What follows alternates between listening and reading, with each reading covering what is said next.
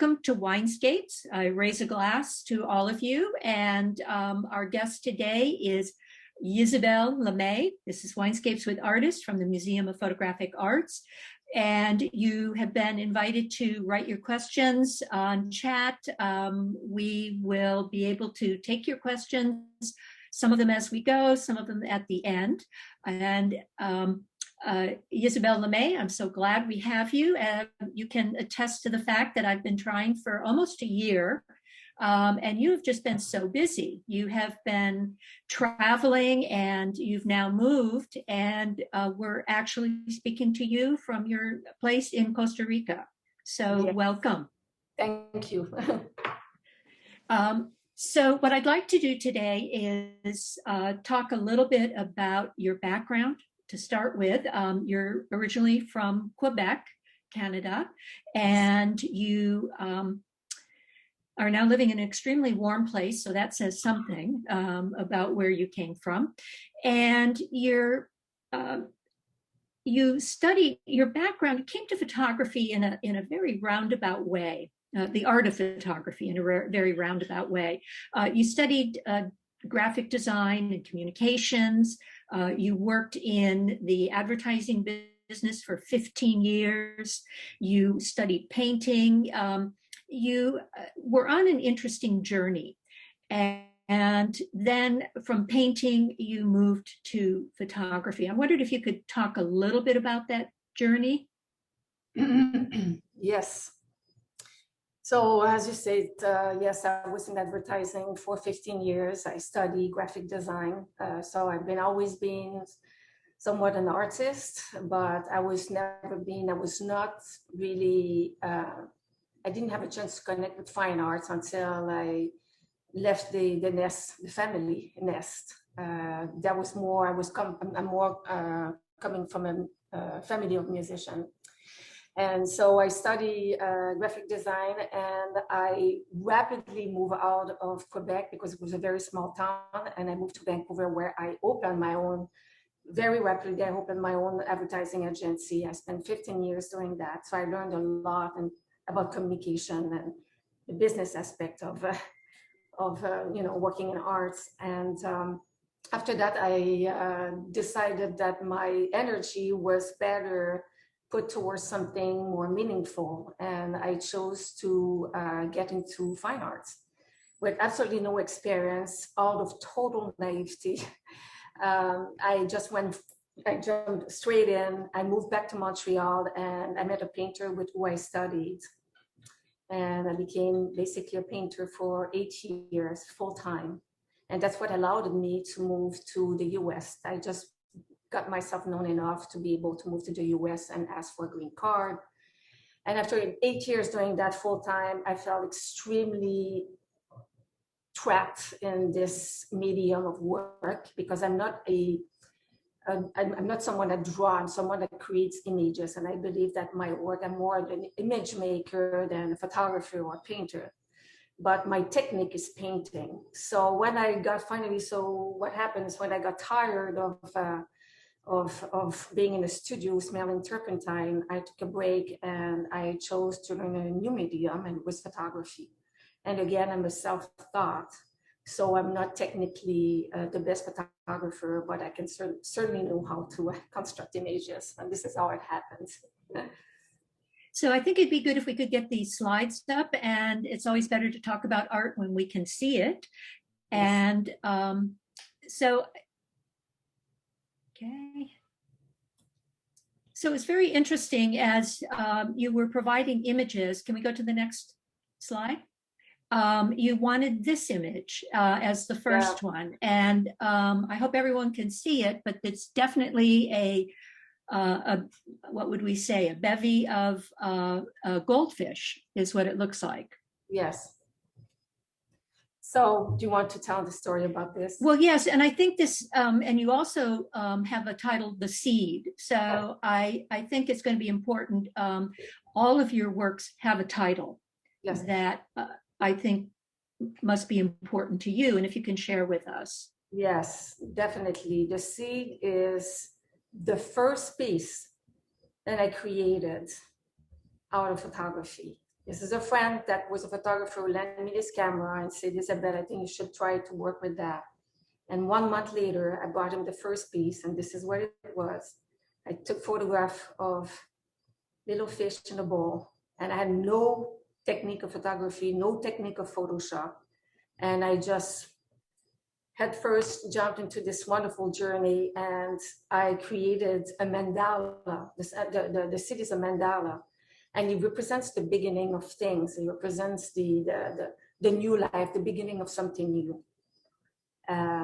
That's the reason why I call it the seed. So it has also, you don't really see it, but it also contains a pattern of secret nature, secret geometry. So it was like a little mandala of secret geometry of nature.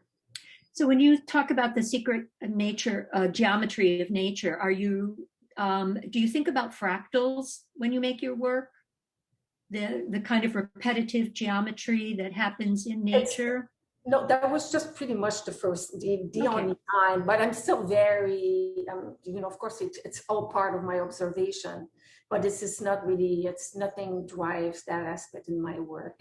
My work is more about the details itself in nature. Well, let's go to the next image, and I think that will make things even clearer for people. So this one, Wonderment, the same year that you did the seed. And so can you tell us a little bit of the story? And again, you still have that kind of circular shape moving within there. The Wonderment is, I'm always being fascinated by the ingenuity of birds and how they construct. They're all masterful they are at constructing. And it was at a time where I was learning to construct with Photoshop. I had new techniques, and it was the first piece really that showed the capacity of creating depth of field. It's the first time I was able to construct something that has a story, that has light and space, and I thought it was very interesting. And I used the nest as a study to go further in my technique. Because I love, as I say, I love how birds, I love their genius, architecture talent. And then I use the plants as mostly the flowers that represent the spirit coming to come to the nest to give birth. It's like the spirit of future birth. Can you talk about the scale of your work? Approximately, do you do something like this in multiple sizes, or does the image speak to the size it needs to be? I do 2 sizes. Usually I have editions number, so this limited edition number. There's one size that has 7, and the other one has 5, and there's artist proofs, 3 artist proofs. And so the largest size of that will be something like 40 inches by 96 inches, something like that. So it's 8 feet. It can be quite large, and the smaller size will be like 6 feet by 3 by 6 feet, I believe, for this one. But in general, my size start from 3 feet to, it's like 3 feet, 4 feet, and it goes up to 8 feet in size. Okay, can we have the next image, please? So Light Years Ahead. Yes, it's a very different piece, that one. It represents the Renaissance, the liberation of the painter. Oh. Painting was something that was extremely painful but rewarding as far as knowledge. Was I'll call it, it was such a steep, there's an expression in English when there's a steep learning curve. Learning curve, thank you. And it was, for 8 years, 5, 6, 7 days a week, I was in my studio painting. And so I felt very liberated when I was able to work with photograph. And one thing that is interesting story to tell about me is when I decided painting was I was absolutely getting tired of it. I took 3 months off, and I studied intuition. I went to the library, from my bedroom to the library, lots of rest, and I went to the library to study. And from my studying, I was able to create a new blueprint of my life. I was able to see what I wanted and what I didn't want. And I really feel that this is during the time that I started to work with photography. And I feel that this particular piece represents the beautiful connection that I have with the spirit world. I really think that I connect with nature's consciousness, and this is a representation of nature consciousness coming through me from the light of knowledge. So it's very joyful, it's very expansive, it wants to explode, and that's how I felt. Well, and it definitely comes across, and there's a sense of movement, but an energetic kind of movement. Yes, it's moving towards us. So we're going to show a portion of a video. We're not going to show the complete one, but it'll give people an idea of you at work and the process that you go through. The full video is available on your website, but I think it's a good example of you at work, and people can see how the image comes together. Okay. And this is from Verve Gallery, so I want to thank them for what I like producing being this. In nature is this infinite cycle. You just pass in front of something, you see a plant growing, it changes colors, it changes patterns, it dies, it comes back to life again. So there's constantly new material to work with. The joy is in the observation of that. I was walking the desert and I came across a tree that was just standing on its own. What I felt was the presence of the ancestors. That got me the idea of creating a piece that's called The Chief. It's in honor of that presence, and I felt when I observed that tree. If you allow your time to just relax and observe, this is the open gate to creativity.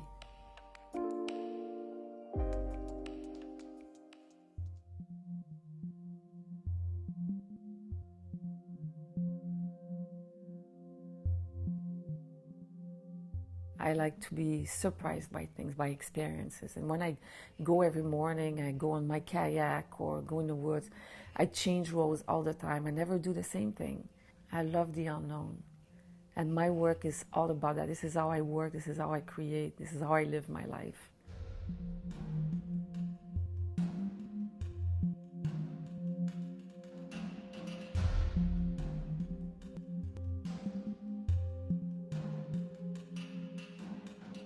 I'm actually looking for a plant, and I saw about a week ago here, and I would like to photograph that plant. Sometimes it's just instant, I just feel like I want to do a piece working with that plant because it's something very light. I feel that I can do something very ethereal and very, very light. When I surrender to my environment, to the plant, to the work that I do, I get out of my head and I really start working with my heart. What I see is always beautiful. It puts me in this space that is very positive, and that's what it's transposed in my work. I get excited by one specific plant, and I just love the beauty of it. By looking at it, it almost gives me a story, and then I start the process. I just kind of lay them one by one on my digital canvas, and whatever is added to it, it's done in a process that is very visceral. It's not thought, it's purely intuitive.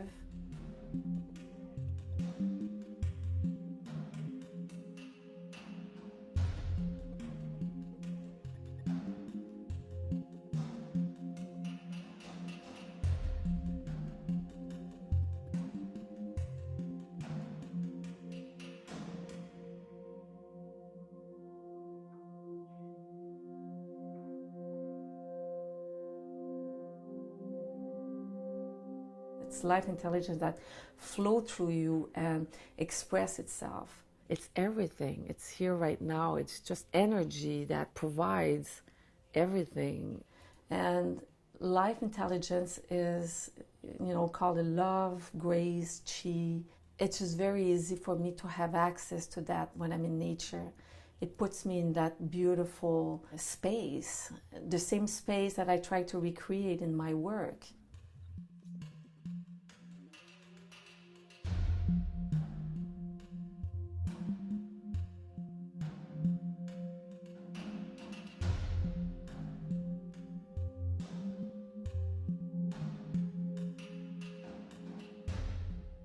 One morning, walking and being in presence of these branches, and I looked at them, and there was just the details were so beautiful, and I just wanted to bring that branch back to life. So I created a forest, and then traveling to the forest were birds. I strongly believe that birds are mentors.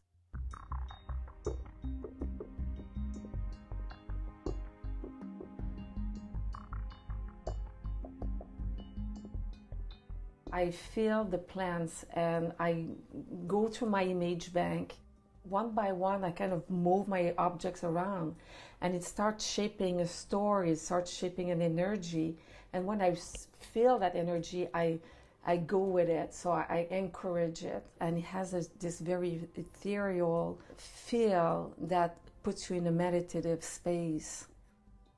I want the piece to have something to offer. And not just something beautiful to see visually, but I want something that has an impact, a energetic impact. And this is when I know I will take the time that it takes. And there's never a piece that leaves my house that doesn't have that very strong energy. And Arturo, I think we could end here. Okay. So that will give you kind of an idea, but we have you in person here. So I just wanted to give people a chance to kind of see the technique. But your work is far more than technique. Some of the things you said about it being spiritual, how nature is talking to you, those are very important components of your work. Let's go on back to the slides.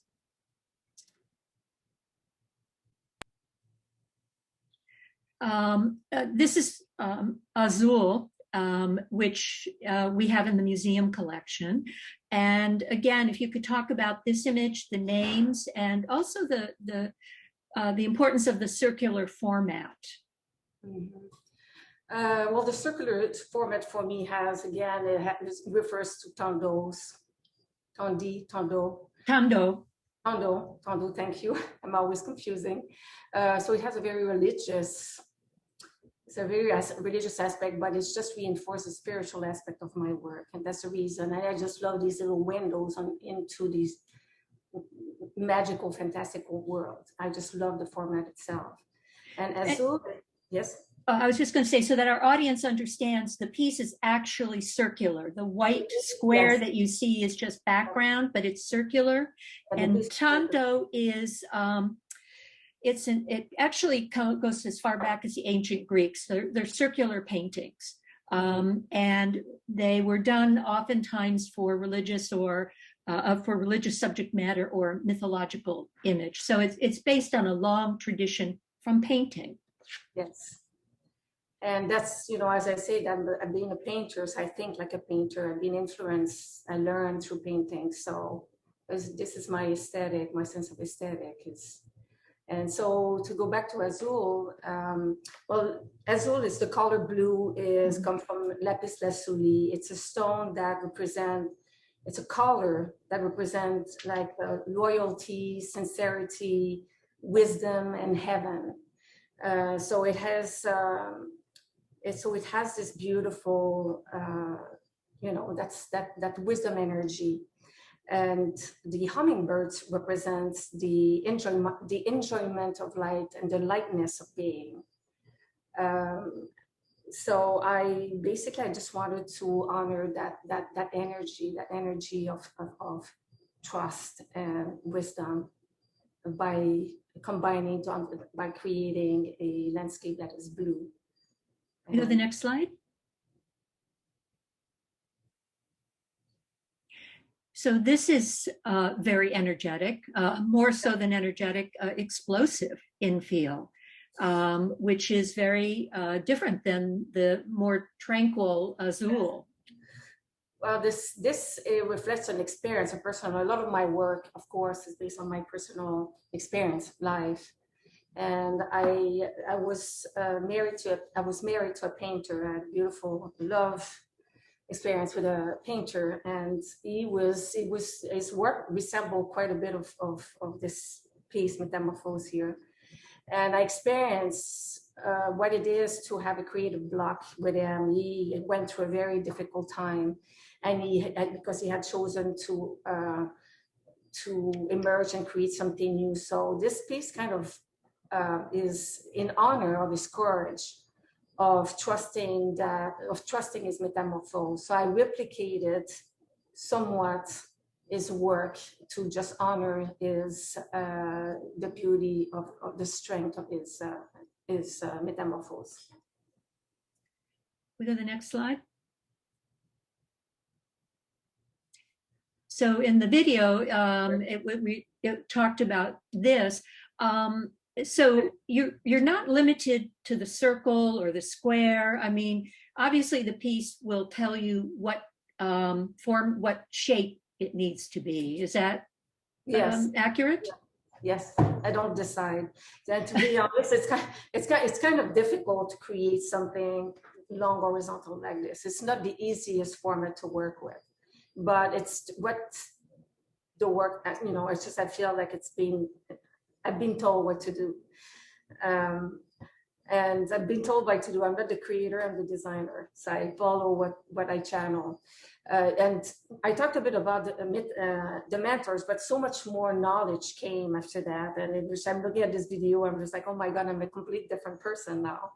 But the mentors is also, again, I talked about the birds. The birds are they protect the forest from the insects, the leaf eaters. Yeah, the insects. The insects that eat the leaves, and so they're there to protect and to just get they travel to the forest. They know the forest very well, and I always felt that if you listen to their song, they can teach you about the wisdom and the knowledge of the spirit world. Let's go to the next. So I actually had these two put together because for me, they really spoke to one another. Yes. And so again, this sense of almost waterfall feel to the flow of the visual image. So would you say that the approach changes each time? I mean, do you pick the title before as you're starting to work? Does the title come to you after you finish? I mean, talk a little bit about that. Well, to talk about that, I have to talk about the way I work, because it's I compare my work, the way I construct my image. I will give a comparison to a jazz player, like a jazz player that improvises. So like a jazz player will improvise on a simple harmony, and he will hear the notes just before he plays them. So it has this incredible spontaneous, and this is how I work from one particular plant. Usually, that I'm attracted to, and I don't know yet why, what I have to say about that plant, but there's something I want to work with, and there's also something in my fields of experience, of my field, in my day-to-day, like something's happening to me that it's injected into the creation of my work. It's like that I'm traveling to that cloud that contains my personal experience and whatever I channel from the consciousness here, and the plant, the beauty of the plant that also have an energetic imprint, and I work from. This is what I sense. So I start working with the plant one by one. I place the plant on a digital canvas, and then I gradually start adding things. I don't plan in advance. I don't know the title, and the story is actually getting created, the story is forming as I create the work. So my work is very visceral, it's very intuitive, but there's always a story behind, because I can tell you everything. There's a lot of information on each pieces that are related to my life or my observations of nature.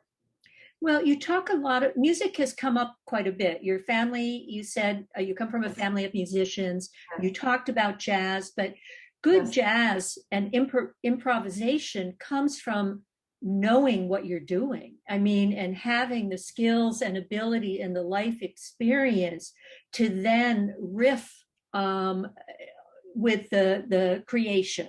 To move on and create something. So you know, with your background, your experience, your you know, both in design, graphic design, communication, painting, and we haven't talked about the subject of your paintings either. What kinds of things were you painting? I used to paint. I'll be honest with you, I was not a great painter, but it taught me everything. A lot of things about composition, depth of field, colors, harmony, hue. There's so many things. It's the hardest thing someone can do. It's the hardest thing I've done in my life is painting. But what it was, it's the best therapy someone can have is just to paint, because you learn everything about yourself in the process of learning. But my painting were based on nature. Mostly I was doing very large scale skies. I was known for my skies, and I used polymer resin. They were very masculine and very modern in their visually, which is very different for what I'm doing these days. So it was very different. They were mostly skies, very modern, and I worked with oil and encaustic, and also polymer resins.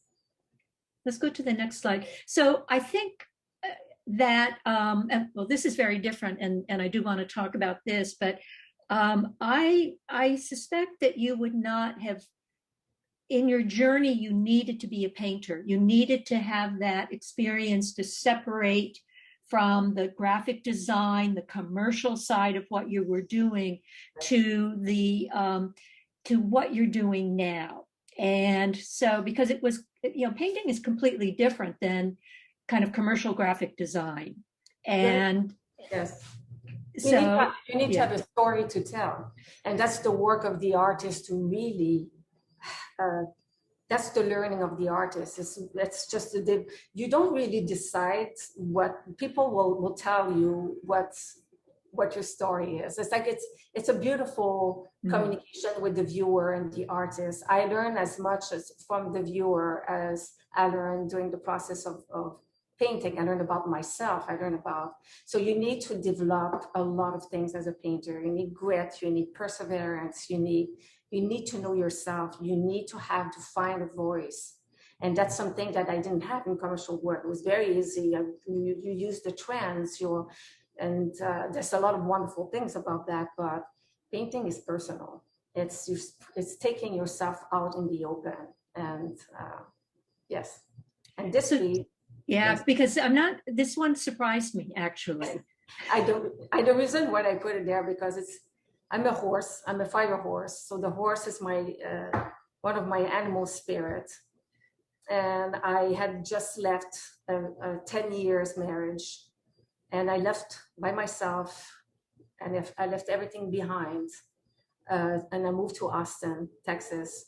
And that represents me living with nothing but what truly belongs to me, which is my creativity. So that's why the horse is carrying on his back the creativity, the spirit, the creative spirit, which is my creative spirit.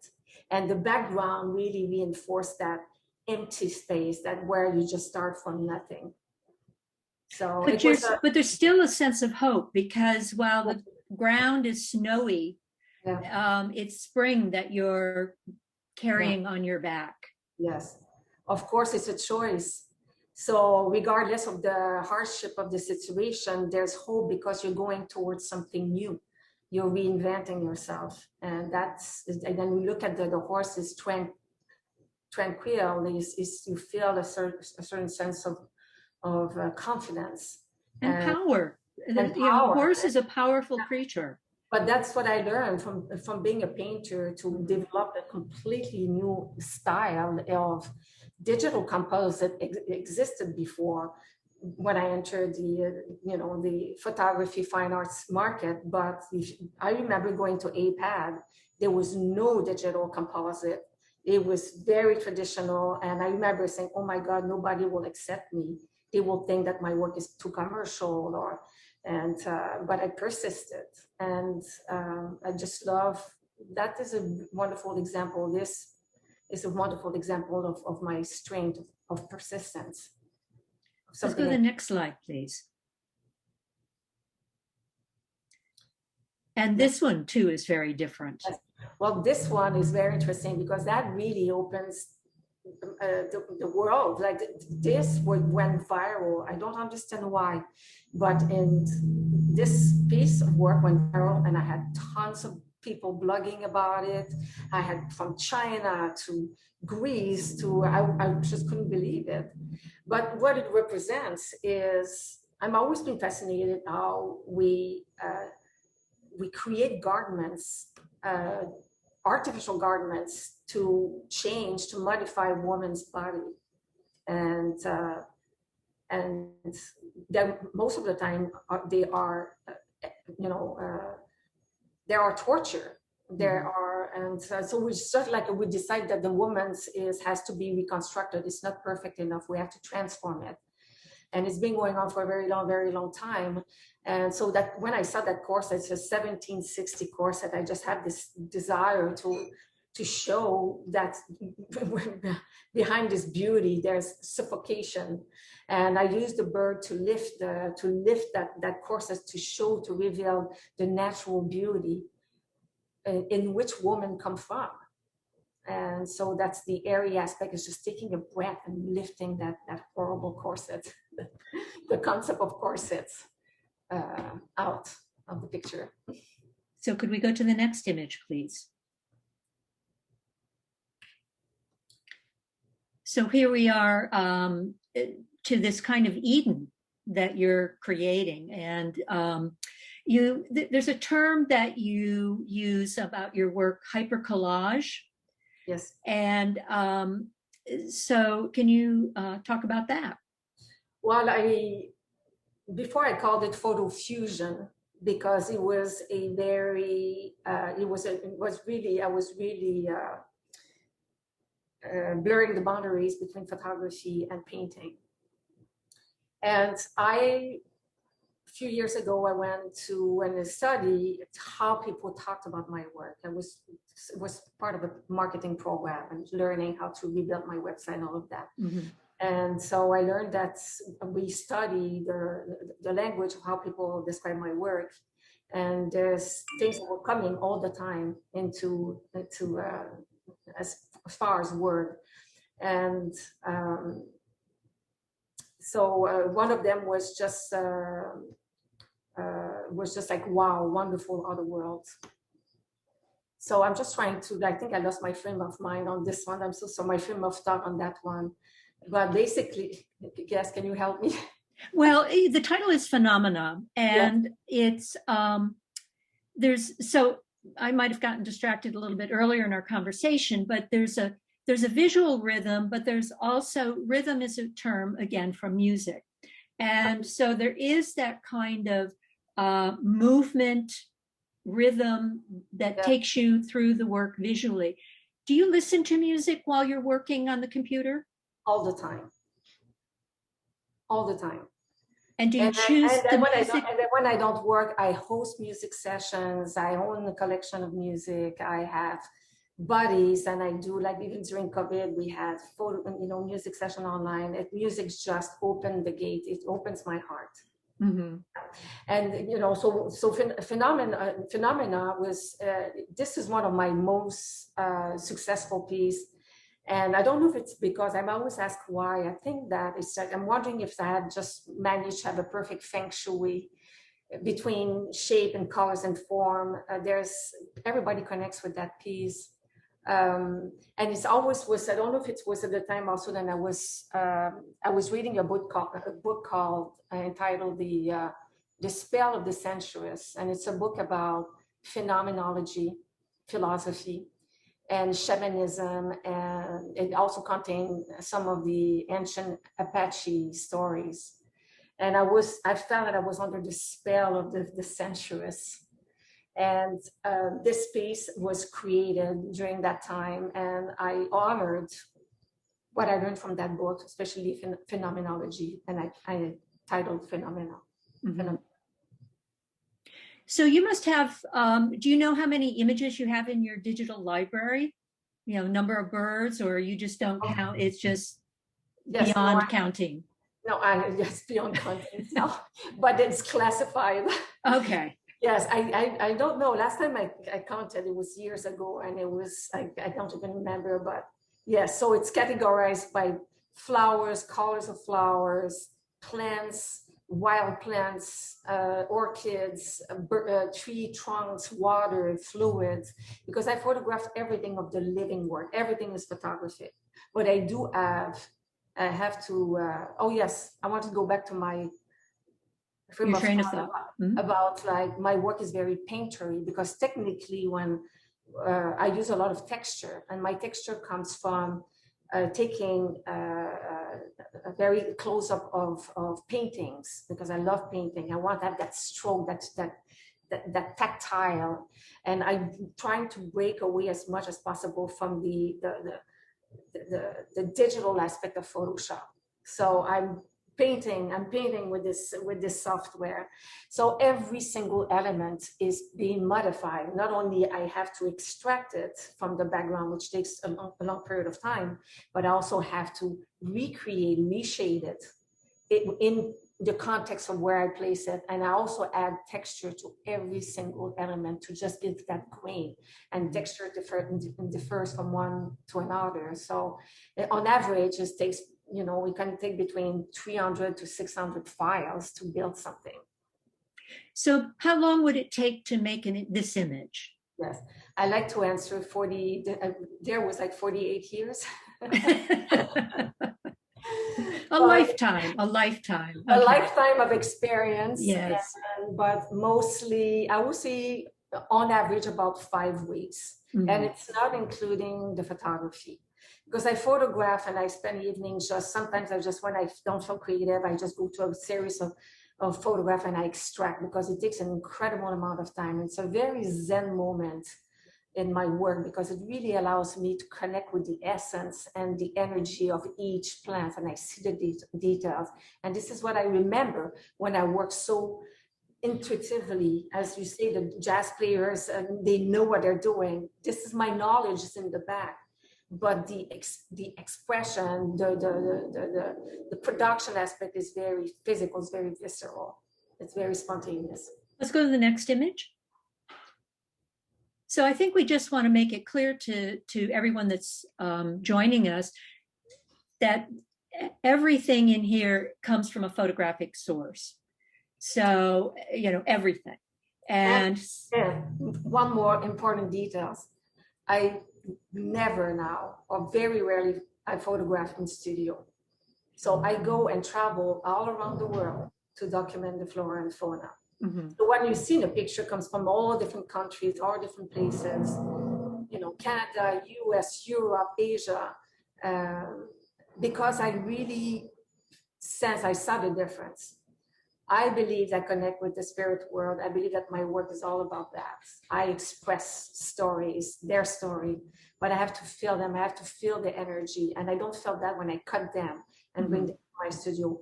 I love the imperfection of the plants. I want to have it on the spot with the wrong lighting, because it gives that imperfection that makes the work fantastical and different. And so the title Venus, is that in relationship to the iris? Is that the type of? Well, it's the relationship to the pollinator. Flowers are the beauty attractor. They're the seductive the seductor of the living world. And the reason why they're so seductive is because they're there to attract the pollinator, the insects, the birds, butterflies. And so I wanted to have, it's just a very sensual pics, I find, because I put the Venus, the orchid in as the main actor, and the main actor expressing the act of pollinating. So it was just showing how it works. And she's a bright light around things that are more muted. Mm-hmm. So it's honoring their function, their incredible function in the living world. Let's go to the next image. Oof. So here you have a diptych. Yes. Which is a little bit of a departure. And this one, reflection. Yes.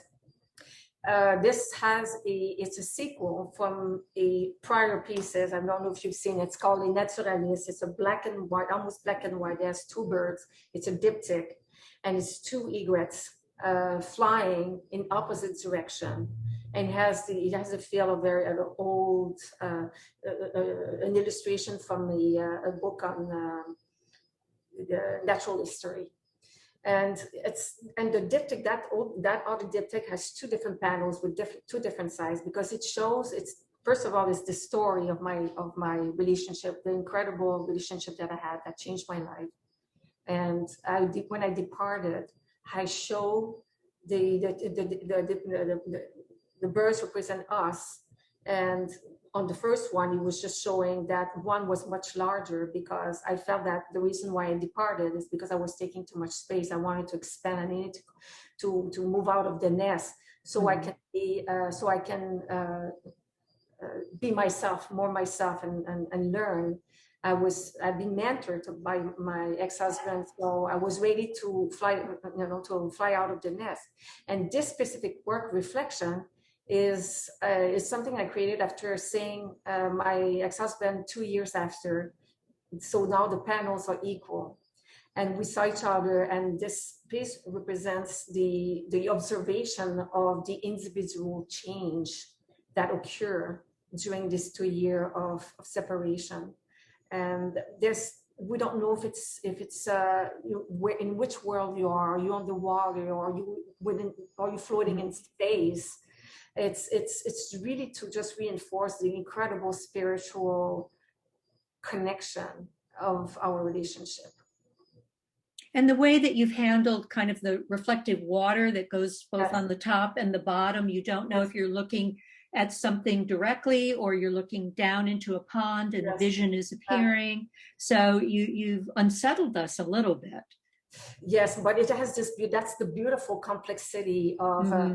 It's just a beautiful complexity of relationship. It's like there's no right or wrong, or mm-hmm. it's also, and it shows a very classical aesthetic on it, because it reflects a beautiful classical love story. Mm-hmm. Yes. Let's go to the next. Oh, go ahead. No, it was definitely one of a piece that were very successful as well. Next slide, please. Oh, yes, Life 3. And here you have added kind of these very beautiful translucent bubbles, effervescent kind of a feel to what's happening in a very dense forest. Yes. Well, this is part of a triptych. It's the third panel of a triptych. It would have been very hard to see details showing the two panels. It was a 15 feet tall installation for a collector in Switzerland. And the guy, when he contacted me, the collector, he was a banker, and he lived in a very modern house. He had a very masculine modern life, and he wanted to bring life. He asked me to bring life to his world. He needed to bring life to his world. So I used this. I said, which the biggest wall you have? And I said, I'm going to take that one. I'm going to create a terrestrial paradise. I'm going to show you what Eden looks like. And so this piece was, I just literally channel what it is to live in paradise. And that's really the concept behind it. So it was created for him, for his space. Well, for him, but we had the agreement that was be like for me as well. So the piece were both circulate in other places after. Okay. But it's just a beautiful, like when you see live, when you see the size, the original size, it's quite striking. And the baubles, it's just that lightness again. It represents that lightness of paradise, living in paradise. Let's go to the next slide. Well, this one really takes your eye all the way around. This is a beautiful, the gift represents the abundance of life. Mm-hmm. I had the privilege to know an incredible soul that passed away now, but this piece was in his honor. This man was a man that came from a very poor neighborhood, poor country of Sicily. And he was at work at the age of 5, constructing walls out of rocks. He had no education, but he had such a spirit for life. He managed to move to Germany at a young age, managed to have children. He managed to move to Montreal. He built his own house. He actually managed to build a cottage after that by selling cans and beer bottles, because you used to make money out of that. So it was just like this force of nature, and then sitting at his table, this one thing was believing, and it's just the abundance of life. And the food sitting at his table was always a feast of life. And that's what I wanted to represent. And this, I know that now is in experiencing an eternal feast. Next slide. And Arceus? Arceus, yes. Okay. And what would that mean? So Arceus is, I remember, because I have a hard time with giving the description. So if you give me a second here, because Arceus is a vital force that maintains the growth and continuation of all living things. That's the meaning of Arceus. And this piece is very sensuous because it's very fluid, and it's the flower is fully open to receive, to conceive. If you see this little sperm going towards the flower, so this piece represents the act of fecundity. So let's go to the next slide. The poets, the story of the lovers, the first encounters of the lovers, and the beautiful,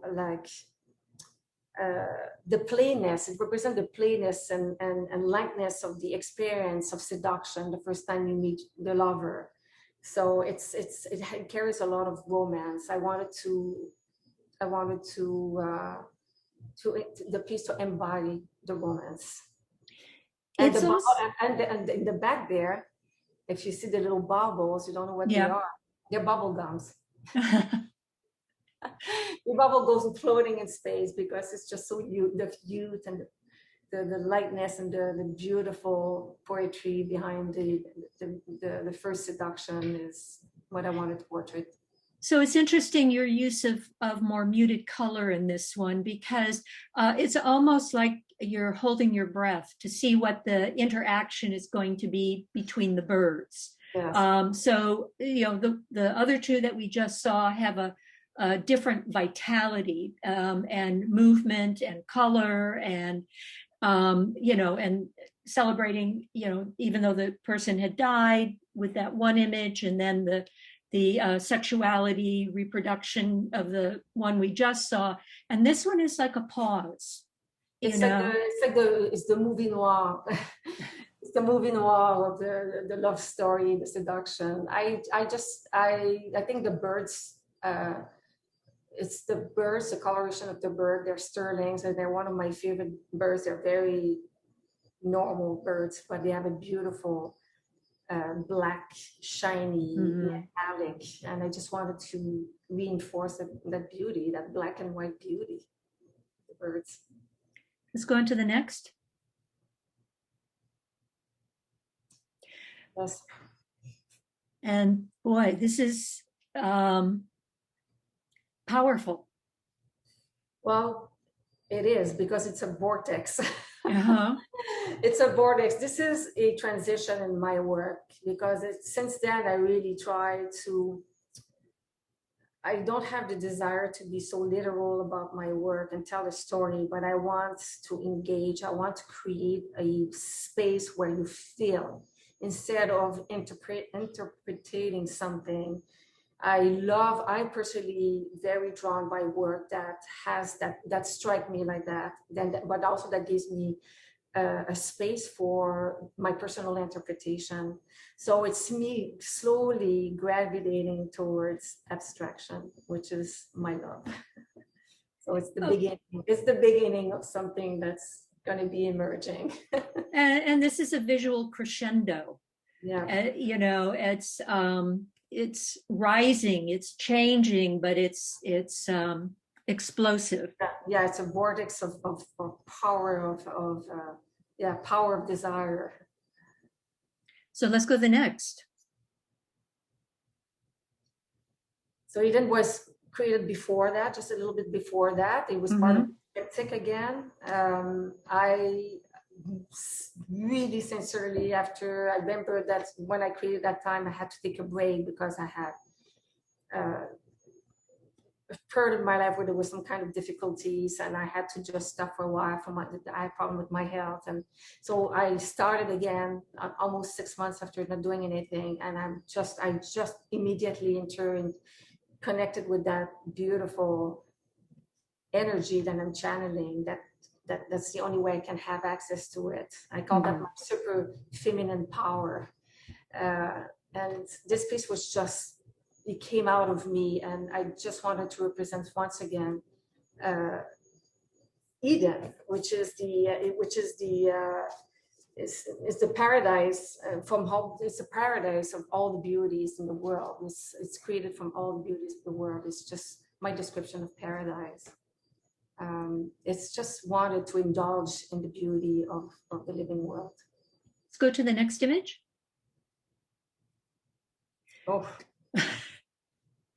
I'm sweating just looking at this piece. There was so much work behind this piece, so much work. So you did it specifically for this space in Taipei, at the American Institute in Taipei. Yes. We put this in because it gives you a sense of scale, a sense of it in place. Yeah, it's an 8.5 meter long piece. So it's 26, 27 feet, something like that. And it's all high definition. So it's as high definition as my 4 feet by 4 feet. So what you need to, there's two stories to tell about that, because that is where I really surpassed myself technically. It was very, very complex piece to put together, to assemble, to put together. Technically, my computer, I had to have technician coming to my house all the time to boost the computer, had power to be able to sustain the amount of information. There's over 10,000 elements in that work. It's just crazy.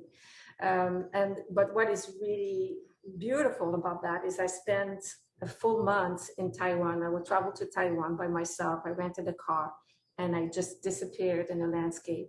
And Taiwan it's a small island that has occupied, that is 70% of the island is occupied, is unoccupied. It's nature, it's pure nature.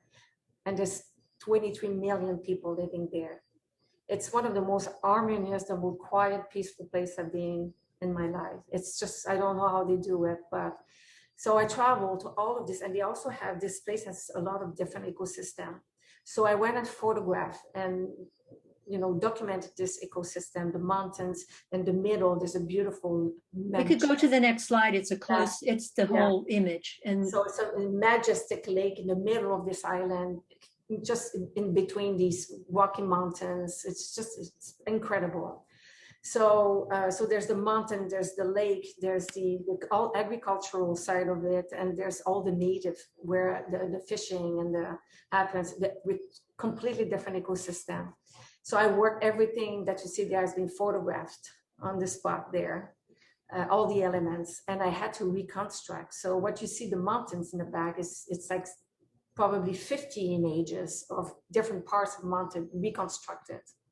And the idea behind it is to use the elements that crossed over the landscape. Is the dragon, is the avatar of I call him the avatar of the divine creative forces. It's the bringer of good fortune and wisdom. It is. I visited many Buddhist temples there and studied their history, also the Taiwanese history. And the dragon is that's the symbol that represents their wisdom. And they say that Taiwan is the gate of China. It's the secret gate of China. So it's just symbolized that beautiful space of somewhat is enlightenment. So the tail is on the left side of the image, Yeah, so and then the body comes around to the head. I'm showing you with my hands, but the middle, where the bird is, under the bird, you see that that's spot. the head. So that's the head, and that's the spark over the head. And then he flips and he goes around the landscape, and you see the little temple in the back, and he crossed the sea, crossed the lake to go to the mountains. So the tail goes to the mountains. And it's all plants and whatever lives, whatever animals, also the type of butterflies and birds that lives there. It's when you see it, it's terrible. It's sad that we can only see it at this side. It's quite spectacular and full size. Can we go to the next? I think we are. Almost done. Incubation. Oh, I didn't know that it's incubation, and I didn't know that the piece was there. So incubation is part of my, part of the evolution of what I said. I don't want to be too literal. I just want to be I want to represent the desire to just go back to painting, or bringing the painting aspect. I use oil in water, drips of oil, paint. And I let the drips of paint going to the light, and I'm incubating. It represents the incubation of what will become my new work. So there's a spiritual. I use the circles. There's a spiritual aspect behind that, and there's a desire to just move towards the light, move towards something new. Okay, let's go to the next slide. Oh, yes, more. Oh, I didn't know that was there. I didn't either. So, but that's fine. Adding more, yes. Again, this is the Tales of the. I love the title, Tales of the Green Room, because, as I said, I don't really decide what's going to happen. It's being revealed. It's what I channel, and these all orchids that I photographed in Taiwan as well. Lots of these plants, and they are the actors. They are the actors of these wonderful lands. You see in the back, the forest is in the back, but this is what's happening inside the forest. It's what happens between this, the communication, the action, the interaction between each other, how they pollinate and how they create together. So it's just to express if I had to, it's like little gremlins of the forest.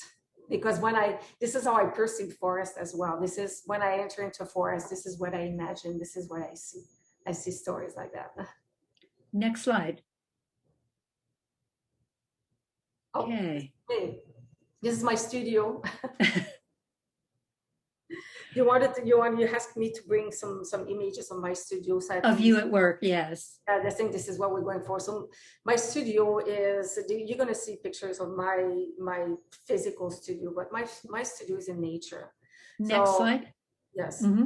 So I basically show two studios. I show my studio, I work in nature, so it's very uncomfortable. It's like there's no glamour aspect to my work. I have to go to places where there's bugs, and that was in the Everglades. The first picture was the Everglades. It was hot and terrible, very difficult physical experience, but worth seeing. And this is my studio. And last year, as I said, I took a sabbatical year. I was very, very tired.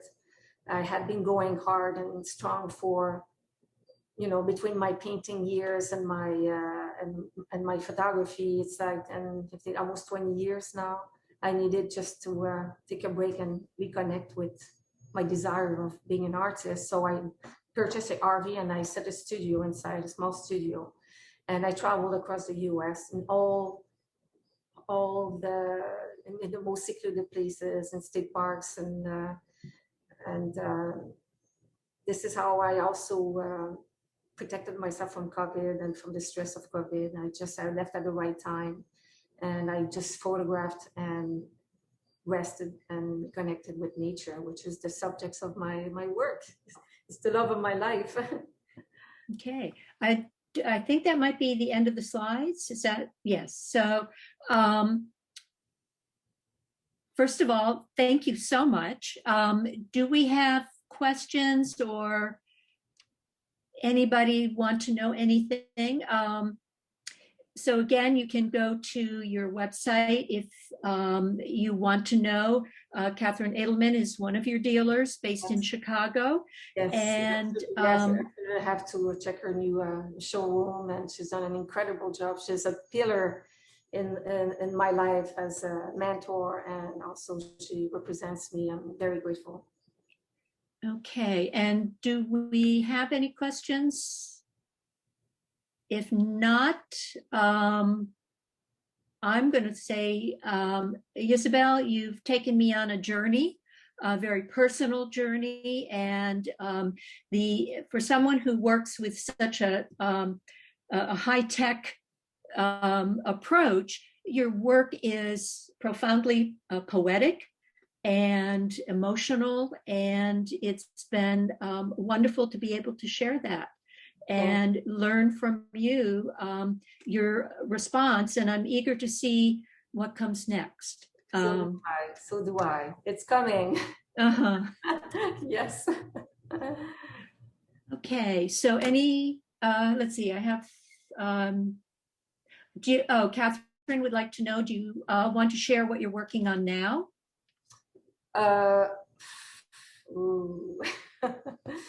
I don't want to advance things that I'm not. I spoke to you about my love of abstraction. There's two things I'm working on right now that I have my love for.